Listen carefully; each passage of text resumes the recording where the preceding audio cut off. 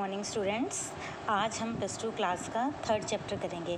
बेटा मैं आपकी एक कन्फ्यूज़न दूर कर देती हूँ।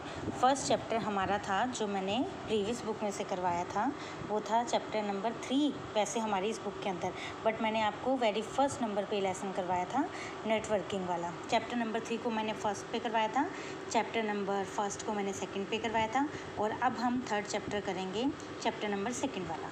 उसका जो नेम है वो मैं आपको क्लियर कर देती हूँ।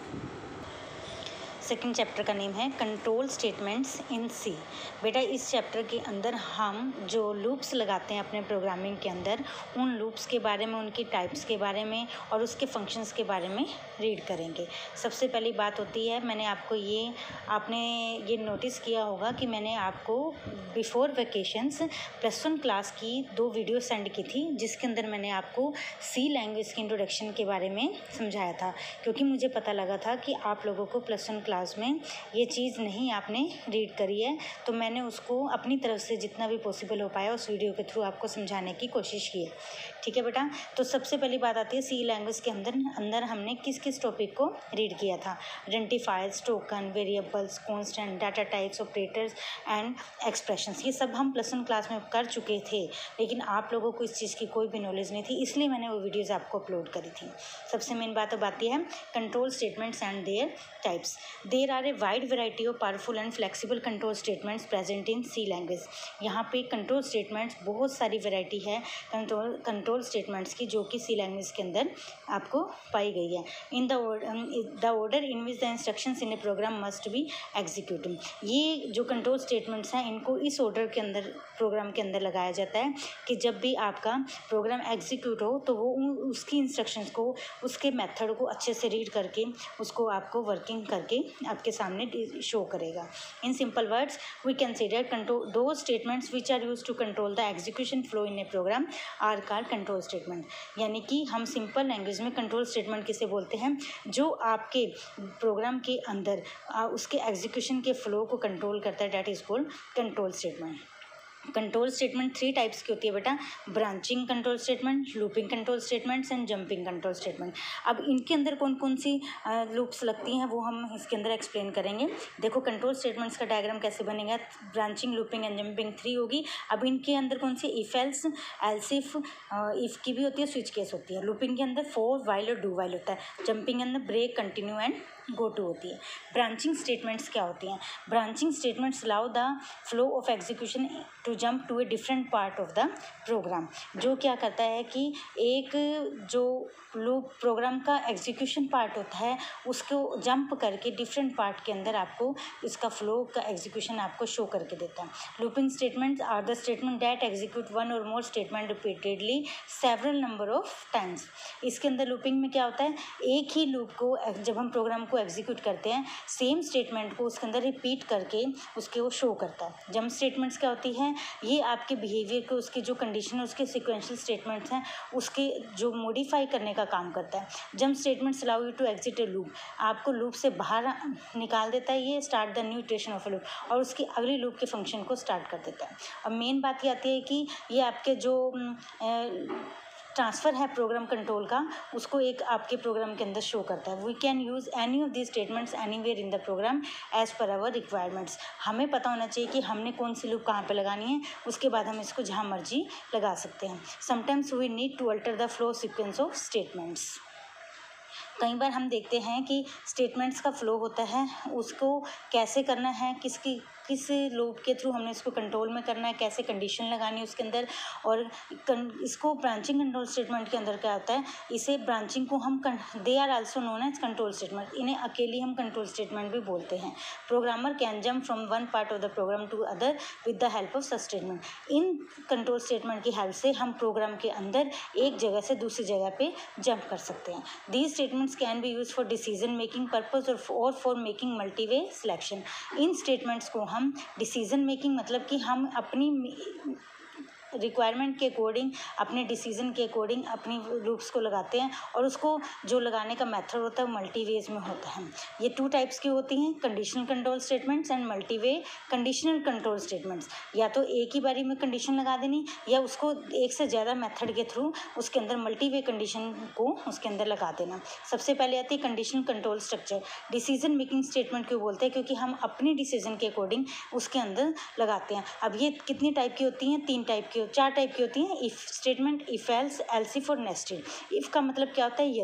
यदि कि अगर आपने कोई कंडीशन दे दी कि अगर सपोज करो किसी बच्चे के मार्क्स के बारे में हम बात करते हैं, इफ़ एक 1 स्टूडेंट मार्क्स गोट कर रहा है कितने, ग्रेटर देन 80, तो हम उसे क्या शो करेंगे? पास।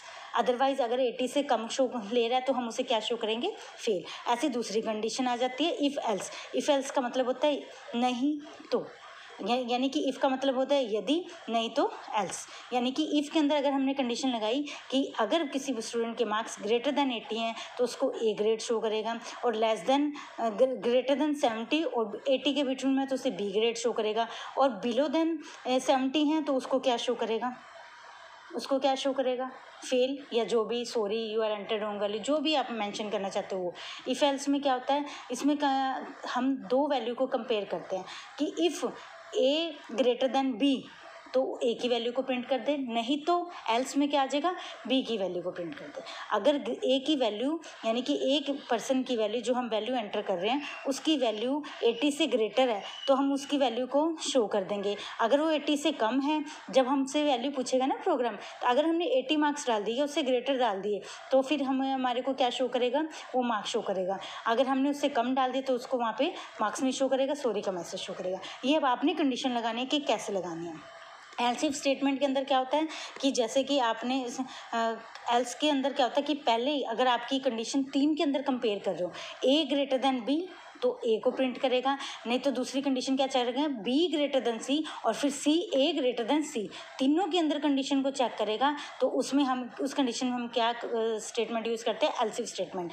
लास्ट आती है नेस्टेड इफ। नेस्टेड इफ का मतलब होता है एक के अंदर एक से ज़्यादा लूप्स को लगा देना, उसे हम नेस्टेड लूप बोलते हैं। मैं आपको इसके अंदर इसका इफ स्टेटमेंट का देखो, इसमें सिंटेक्स शो करती हूँ। इफ़ की कंडीशन लगाई, स्टेटमेंट एग्जीक्यूट करी, कंडीशन ट्रू है तो उसको प्रिंट कर देगा। जैसे कि आप इस प्रोग्राम में देख पा रहे हैं बेटा, इंक्लूड हमने हेडर फाइल लगाई, वो एडमिन लिया, ब्रैकेट स्टार्ट करी, इंटीजर मार्क्स हमने, इंटीजर क्या है? डाटा टाइप है, मार्क्स क्या वेरिएबल। प्रिंटफ में क्या लिखा हमने? Enter marks. वो हमसे पूछेगा कि मार्क्स कितने डालने हैं, और हमने यहाँ पे कंडीशन लगा जितने मर्जी मार्क्स हम डालें। यहाँ कंडीशन क्या लगाई है? Marks greater than and equal to 60। अगर 60 से बड़े और 60 के बराबर हैं, ज़्यादा हैं और इसके बराबर हैं, तो आपको क्या शो कर देगा? First use. ठीक है। अगर आपका ये प्रोग्राम है सिंपल इफ़ का। और इफ़ एल्स के अंदर क्या होता है, इसमें आप इस प्रोग्राम के अंदर देखेंगे, इंटीजर लिया हमने एक्स, प्रिंट एफ में वैल्यू एंटर करवाई, इफ़ एक्स लेस देन 30 तो प्रिंट एफ क्या कर देगा? स्मॉलर देन 30, और आई मीन एफ ब्लो। और अगर मतलब क्या है कि इस प्रोग्राम से आपको ये क्लियर हो जाएगा बेटा कि अगर आपकी वैल्यू ग्रेटर देन 30 है, स्मॉलर देन 30 है, तो वो आपको शो कर देगा कि मैं ये वैल्यू यहाँ पे हूँ। एल्स नहीं तो क्या शो कर देगा? मैं enter value of X is equal to 50, X is greater than 30, I mean else below. यानी कि अगर आपकी वैल्यू 30 है या उससे कम है तो आपको कह देगा कि मैं इफ ब्लॉक के अंदर हूँ, नहीं तो आपको क्या कह देगा? मैं एल्स ब्लॉक के अंदर हूँ। इसने ये प्रोग्राम दिया। एल्स इफ स्टेटमेंट के अंदर देखो क्या इसमें कंडीशन क्या लगाई है? इसने इंटीजर, पहले इसने एक वेरिएबल लिया नंबर, प्रिंट एफ में एंटर वैल्यू करवाई, फिर इसने नंबर, जो भी नंबर डालोगे ग्रेटर देन 0 कर दिया तो उसके पॉजिटिव नंबर को शो करेगा, अगर उसका लेस देन 0 हो जाएगा तो उसको नेगेटिव नंबर शो करेगा। ये मैंने अभी आपको जो समझाया है कि अगर इसमें कंडीशन चेक करेगा एल्स इफ के अंदर कि अगर आपकी वैल्यू, पहले देखो इफ़ लगाया इसने, यहाँ पे इफ़ लगाया, एल्स लगाया, फिर अगर इसने नेगेटिव नंबर आ गया, नहीं तो फिर क्या शो करेगा? Number is 0। अगर ये कंडीशन फॉल्स हो जाती है तो इसको करेगा, ये कंडीशन फॉल्स हो जाती है तो इसको करेगा। एक के अंदर एक लगा दी। नेस्टेड इफ के अंदर क्या होता है? एक से ज़्यादा कंडीशंस को उसके अंदर जो लूप्स हैं उसको लगा देना। ये देखिए इसके अंदर यहाँ पे हमने if A greater than B, अगर ए की वैल्यू बड़ी है बी से तो ए को प्रिंट करेगा, नहीं बड़ी है तो फिर ए को वैल्यू को किससे कंपेयर करेगा? सी से चेक करेगा, पहले बी से करेगा फिर सी से करेगा, उसके बाद आपको इसकी वैल्यू को शो कर देगा।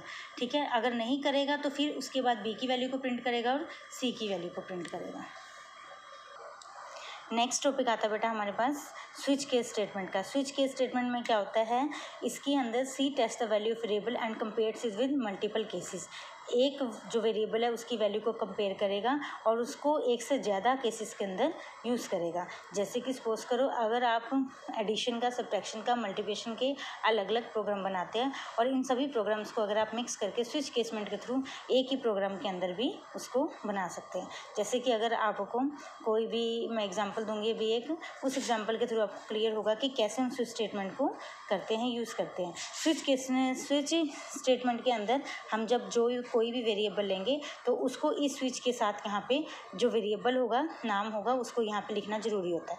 केस कॉन्स्टेंट के अंदर जब हम केस 1 या 2 लिखते हैं तो उसके बाद कोलन का साइन लगाना ज़रूरी है और उसको स्टेटमेंट को प्रिंट करने के बाद ब्रेक को भी लिखना ज़रूरी है। ब्रेक का मतलब होता है कि फर्स्ट केस का आपको वहाँ पे उसको स्टॉप कर देगा, फिर सेकंड केस स्टार्ट करेगा, फिर उसको ब्रेक करेगा, फिर केस 3 एंड सो ऑन। जब तक आप इसको चाहते हो आपका ये प्रोग्राम तब तक वर्क करेगा।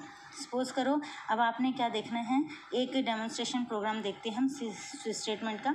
वो एडमिन लिया, इंटीजर लिया, print enter a number between 1 and 3। कोई भी नंबर डालना है 1 और 3 के बिटवीन में। नंबर प्रिंट किया, स्विच ए क्यों लिया, मैंने अभी आपको बताया था जो वेरिएबल लेंगे हम वो स्विच के साथ यहाँ पे शो करेंगे। केस 1 लिया, प्रिंट एफ में यू चूज़ 1। अगर आपने 1 चूज़ किया तो उसको प्रिंट कर देगा, 2 किया तो उसको कर देगा, 3 किया तो। अगर इससे आपने 3 से आगे कोई नंबर डालते हो तो आपको क्या शो कर देगा, इनवैलिड चॉइस, कि आपने वैल्यू गलत डाली है, क्योंकि हमने यहाँ पे वैल्यू कितनी डाली थी, 1 and 3 के बिटवीन में। तो इन तीनों के बीच में जो वैल्यू आएगी उसको आपको प्रिंट करेगा। यहाँ पे अब यहाँ पे ये कंडीशन लग चुकी है और इसके बाद अगर इसके अलावा कोई वैल्यू आएगी तो वो इनवैलिड चॉइस आएगी। ठीक है बच्चे, आज हम यहाँ तक डिस्कस करेंगे इस टॉपिक को। नेक्स्ट जो लूपिंग कंट्रोल स्टेटमेंट्स हैं उसके बारे में हम कल डिस्कस करेंगे। Thank you.